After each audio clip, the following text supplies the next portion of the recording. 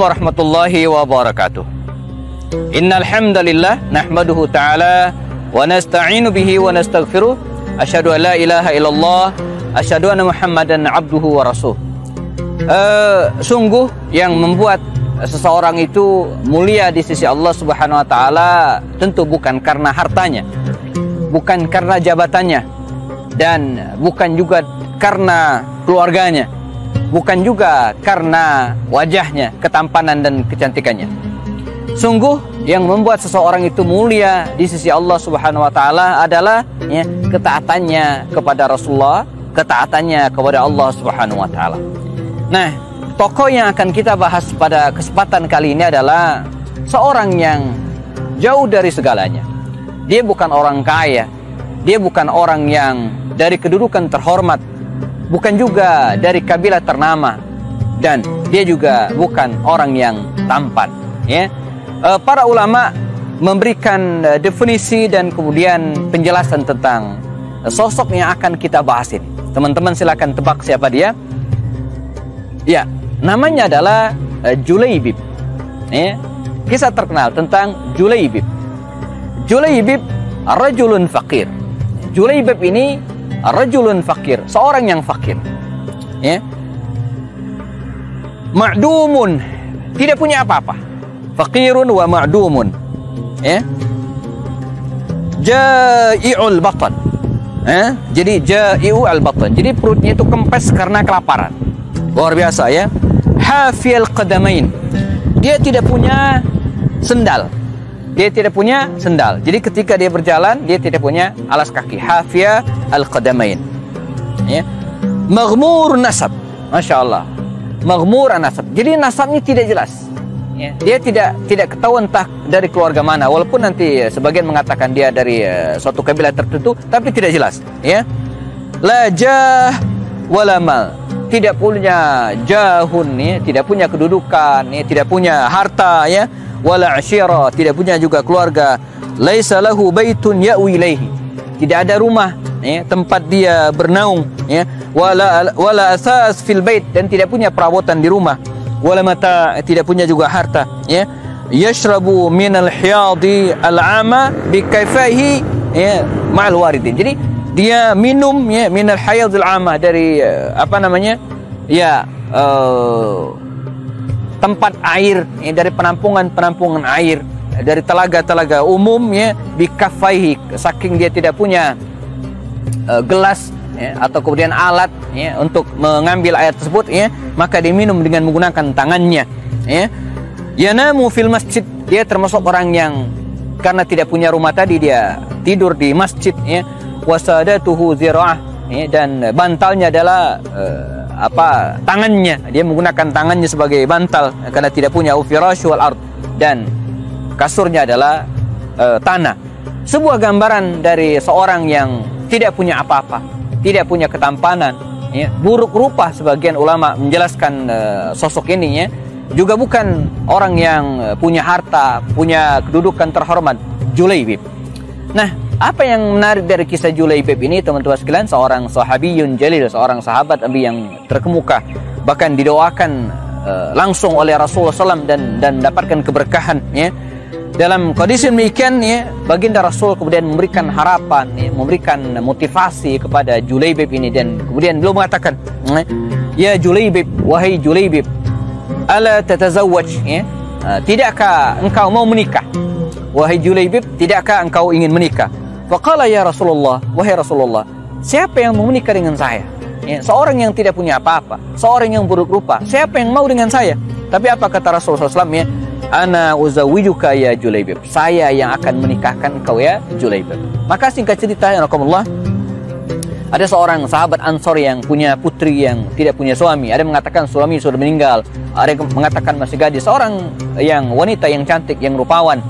Maka baginda Rasulullah SAW mendatangi ayah putri ini dan kemudian menawarkan kepada dia. Kata Rasulullah SAW, wahai fulan, saya meminang putrimu, saya meminang putrimu. Maka dengan penuh ceria, dengan penuh rasa senang, siapa yang tidak senang kalau putrinya dipinang oleh Rasulullah SAW? Kata Rasulullah SAW, tapi bukan untuk saya, bukan untuk saya. Lalu untuk siapa? Kata ayah wanita ini, untuk Julaibib. Kaget deh, Julaibib katanya kan. Bukankah seluruh penduduk Madinah tahu siapa itu Julaibib? Seorang laki-laki yang tidak punya apa-apa. Tapi baginda Rasulullah SAW yang menawarkan kepada laki-laki ini agar Julaibib menikahi putrinya.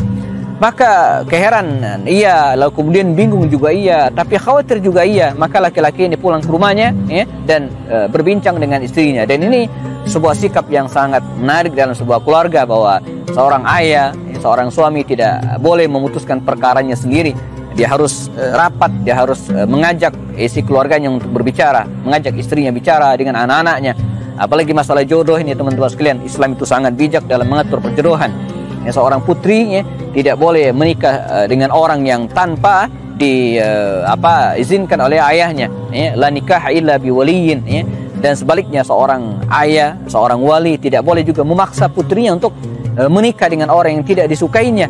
La tunkahul mar'atu hatta tustamara. Tidak boleh menikahkan seorang anak, seorang putri sampai kemudian diajak bicara. Jadi Islam begitu luar biasa.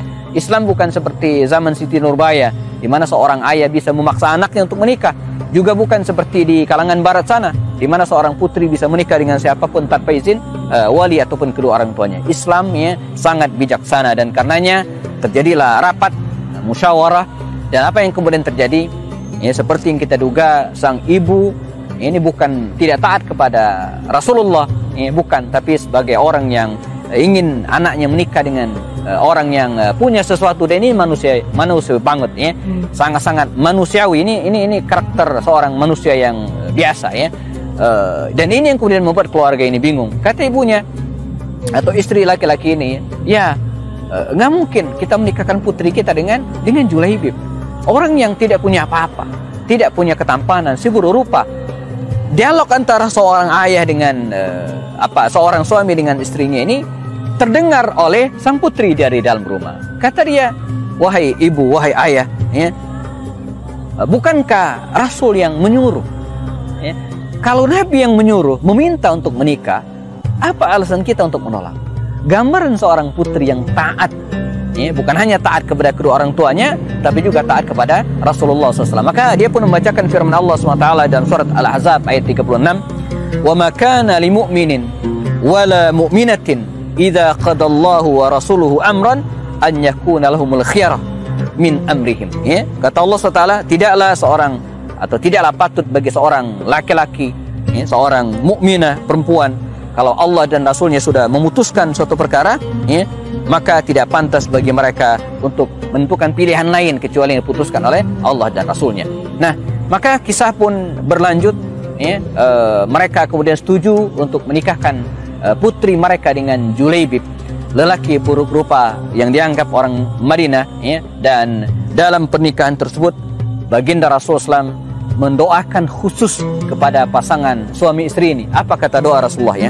Allahumma subba alaihim al-khaira sabba wa la taj'al 'aishahuma kaddakan. Masya Allah, ini barangkali doa yang bisa kita lantunkan untuk putra-putri kita yang juga menikah hari-hari ini. Selain barakallahu lakuma dan seterusnya, baraka alaika wa baraka alaikuma wa jama'a bainakuma fi khair, itu juga doa yang maksur dari Rasulullah SAW. Ini juga doa yang menarik. Allahumma subba alaihim al-khaira sabba. Ya Allah, karuniakan kepada mereka al-khaira. Kalimat al-khaira ini bisa berarti kebaikan, tapi bisa juga berarti harta.